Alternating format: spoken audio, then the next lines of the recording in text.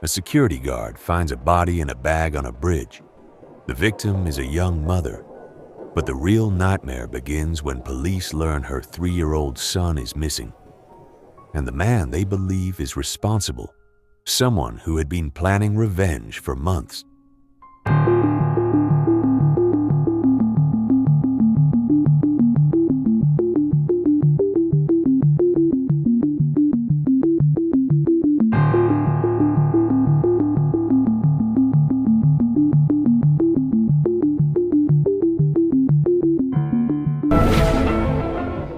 Early on December 12th, 2020, the Purple People Bridge was quiet.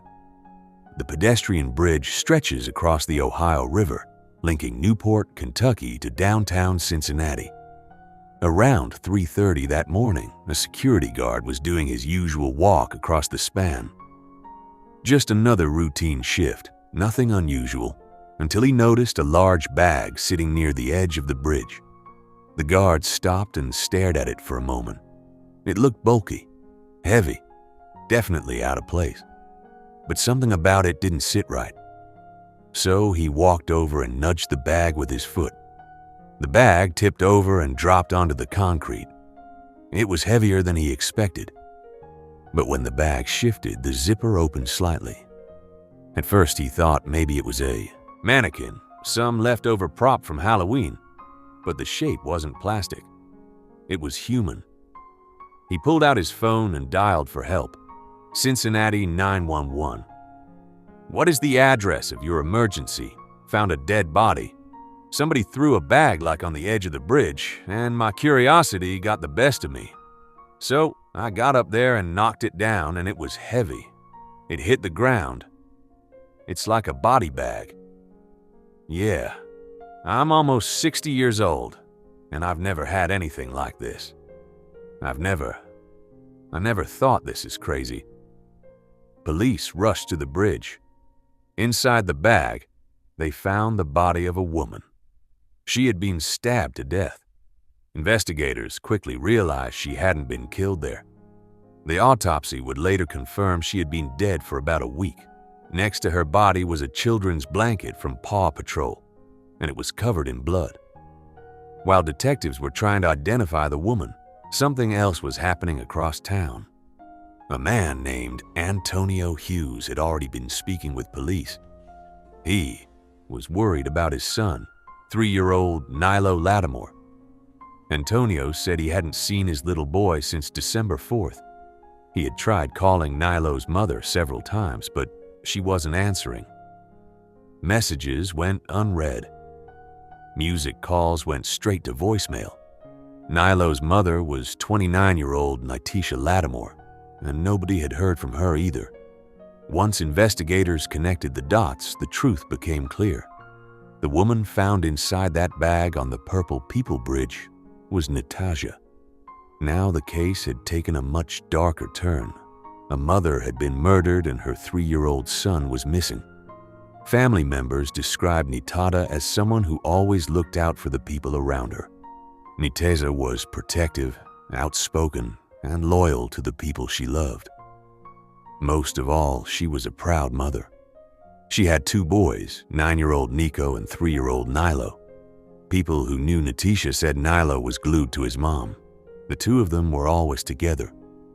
He loved climbing into her arms and grabbing her face just to give her kisses.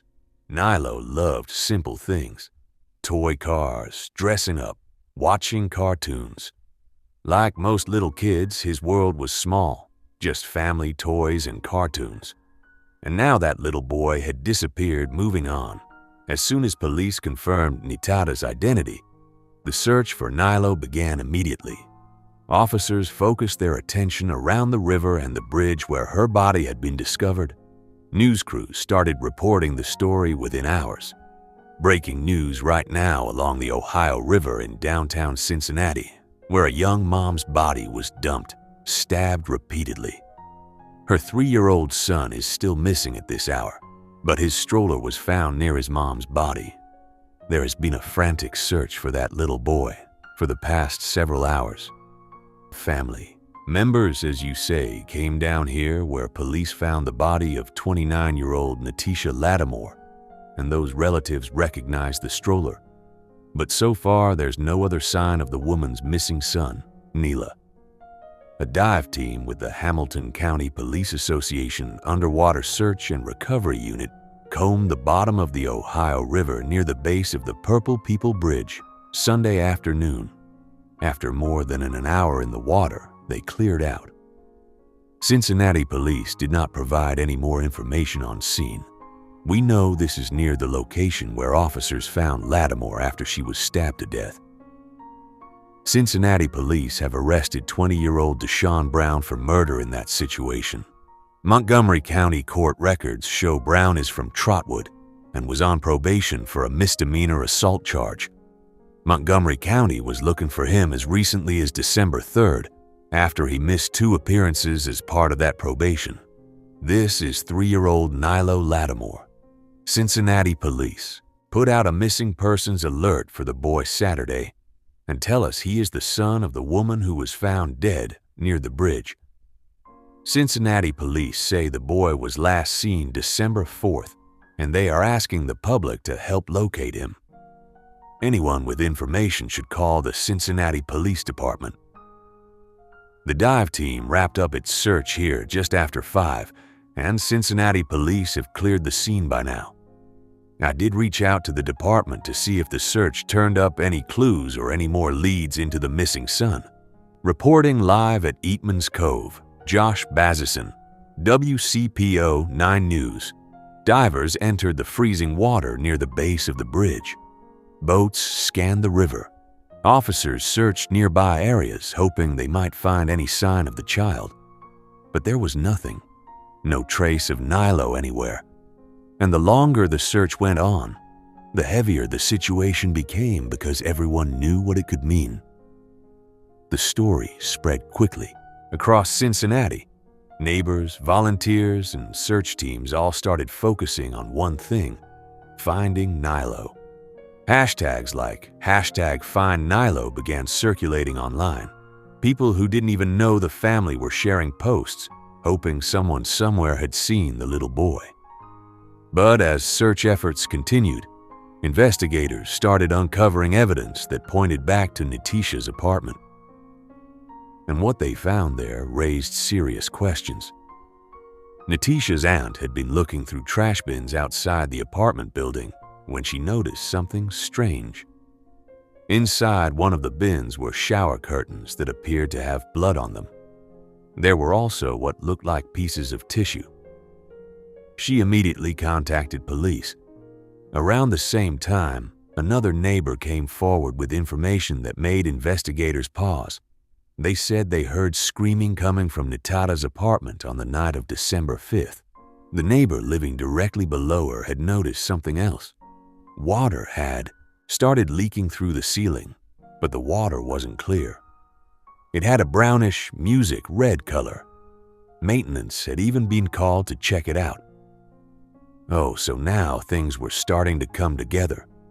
Police began focusing on one person in particular, 20-year-old Deshaun Brown. Natisha had been seeing him on and off. Their relationship wasn't stable, and records showed he already had a criminal history. Earlier in 2020, he had been convicted of assault. There were also past charges involving obstructing official business and falsification. Investigators started digging deeper into Deshaun's behavior and his communication with friends. And that's when they discovered something disturbing. According to people who knew him, Deshaun had been angry for months. Natisha had once been pregnant with his child, but she later suffered a miscarriage. Deshaun told friends he believed she had caused it intentionally. That belief fueled resentment and eventually revenge. Friends later told police that Deshaun had talked about hurting Natisha, not just her, but Nilo. Police soon arrested Deshaun Brown. News stations reported the arrest almost immediately. But as detectives reviewed phone records, internet searches, and surveillance footage, the situation became even more disturbing. Because it appeared that this wasn't a crime committed in the heat of the moment, investigators believed it had been planned for months. Police eventually pieced together what they believe happened inside Natisha's apartment. On December 5th, Natisha was stabbed to death. After killing her, Deshawn used her phone to post on Facebook pretending to be her. One post read, "I love him forever, Diane Brown." He then hid her body under the bed. The next day, he returned to the apartment, but this time, he took Nyla with him. Investigators say he placed the child in his stroller and walked toward the Ohio River. And according to evidence later presented by prosecutors, Nyla was still alive when he was thrown into the water. Over the next several days, Deshawn stayed away from the apartment while searching online for ways to clean up blood and dispose of evidence. Records showed he searched for cleaning products, bridges in Cincinnati, and methods for removing bloodstains. He also purchased a body bag online. 5 days later, surveillance cameras inside Natisha's apartment building captured something chilling. Deshawn was seen dragging a large bag through the hallway. Inside that bag was Natisha's body. He ordered an Uber and told the driver he was moving. The driver later told police that nothing about the ride seemed unusual at the time. Deshawn traveled to the bridge, but for some reason he never threw the bag into the river. Instead, he left it near the edge. That was the bag the security guard would discover hours later. By the time police gathered all this evidence, Deshawn Brown was facing multiple charges. In almost 5 years since the murder of Natisha Lattimore and the disappearance of her little son, Nylo. Now she was found dead near the Purple People Bridge in Nylo. He has been seen and is presumed dead. Investigators believe Deshawn Brown was the man who tossed the child's body into the river. Now, Brown recently pleaded guilty to the murders of both of them and was sentenced to life in prison. Now, the prosecutor's office is opening up the case they've built against Brown.